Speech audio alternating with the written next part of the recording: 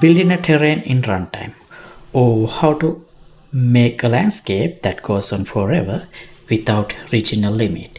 That is a topic that I have been always fascinated about. So if you have followed my work, even earlier I have worked on this runtime terrain generation topic over multiple videos. So yeah, and recently I did a major update to that, and that is what we are going to talk about here.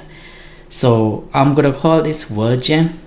You can consider this as the version 2 of the World engine if you like. So yeah, let's talk about that today.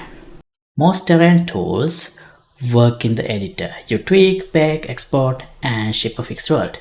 WorldGen works differently. It generates terrain at runtime while your game is actually running. Drop one actor into the level, assign a material, or you can keep the one that is there by default. Hit play.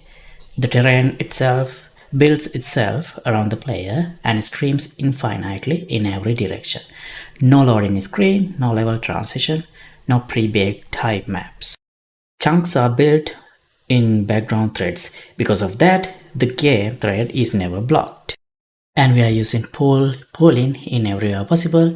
Because of that, chunks are just recycled and rebuilt as the player moves. Fast noise light runs the noise stack under the hood.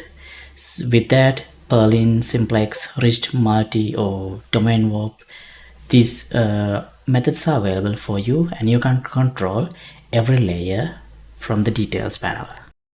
The noise stack is fully configurable. Layer 0 is your Continental base. It controls where land and ocean are.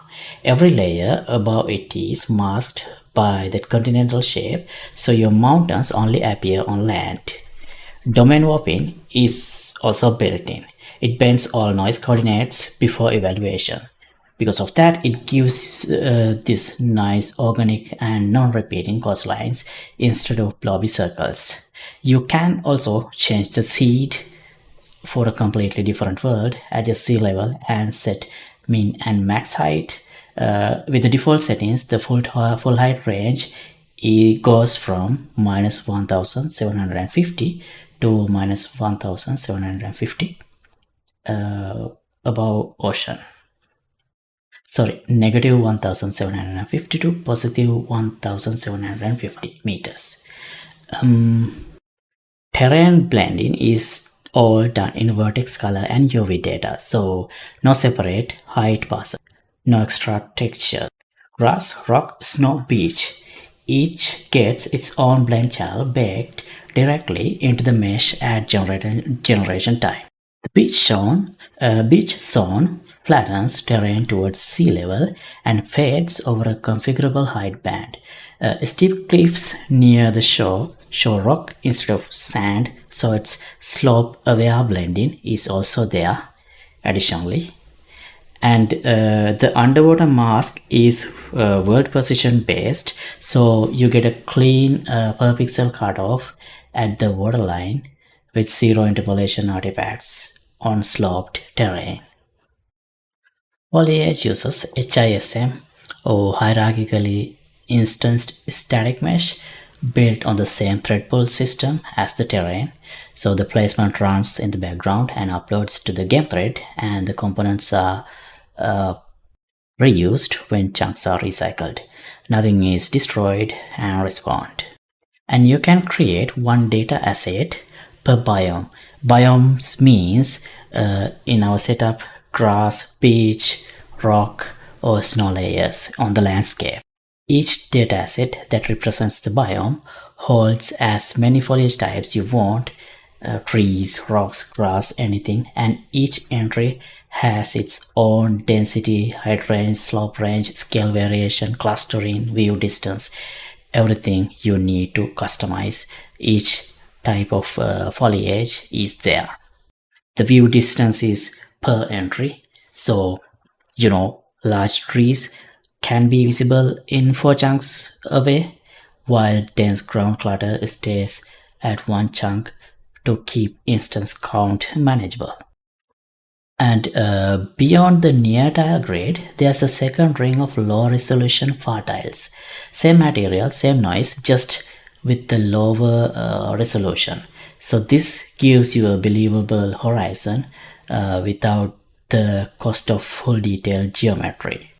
Consider this as a LOD system. So as you, of course, as you go near in the lower level landscape chunks, they will be automatically removed and full detailed geometry will appear in place of them. The water plane sits at sea level, covers the full view distance, and it's repositioned to follow the player on a configurable timer. So assign any water material and it will just work. Let me walk you through setting this up from scratch in your own project. Copy the WorldGen folder into your project's plugin directory and regenerate Visual Studio files, build and open the editor, and that's it. In Place Actor, search for World Streaming Manager, drop one in your level. I usually put it at the world origin, though it shouldn't matter much. The plugin ships with an example material that is assigned by default. Drop the actor in and it already looks like this. All the vertex color channels are wired up: grass, rock, snow, beach, underwater, out of the box. Customize it or swap it with your own material. That's up to you. You can absolutely do that.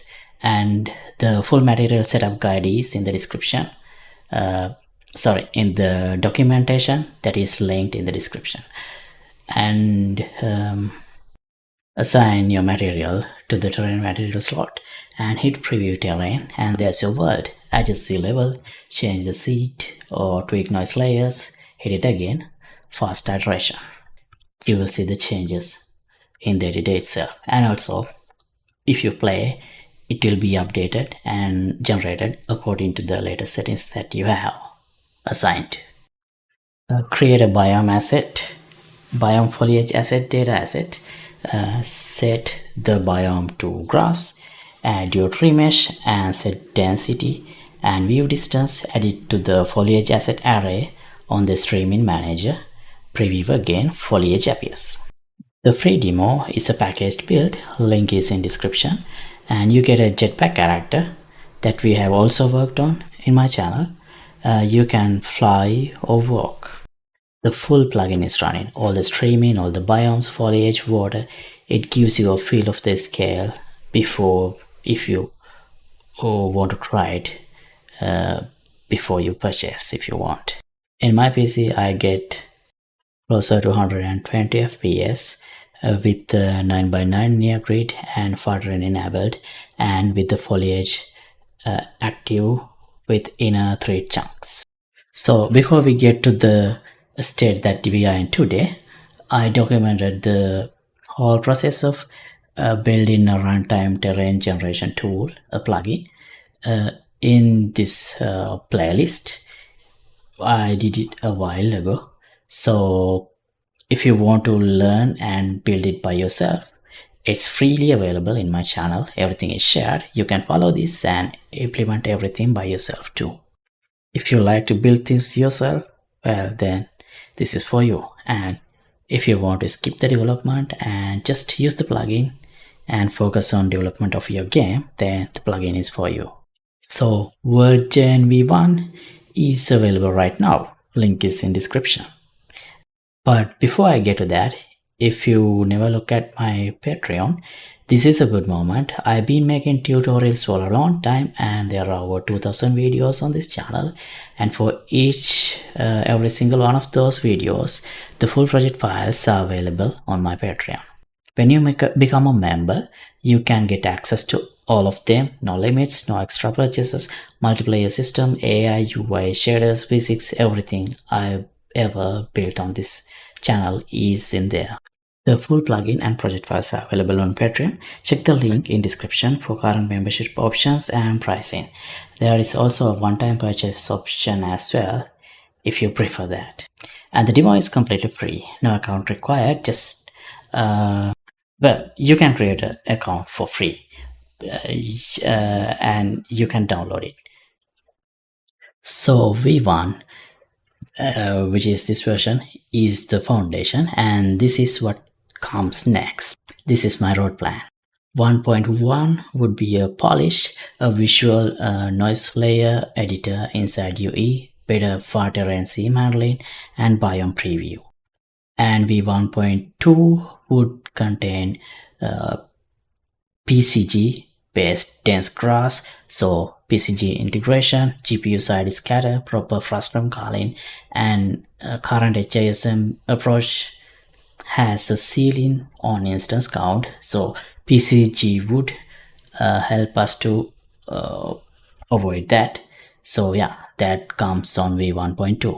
And V2 would contain a road network. Actually, I have already started working on a star-based pathfinder and terrain corridor flattening. It is in the plugin right now, but it is an experimental feature. So V2 would be the one that would goes into production ready. So with settlement detection and proper spline mesh visuals. So if you want to shape what comes next, you can reach out to me in my Patreon, and yeah, you can let me know what you guys think. If you find this useful, please consider subscribing and leave a comment if you have questions about the setup or the material or anything related to this project or anything else that I have worked on in my channel. So yeah, see you in the next video. Goodbye.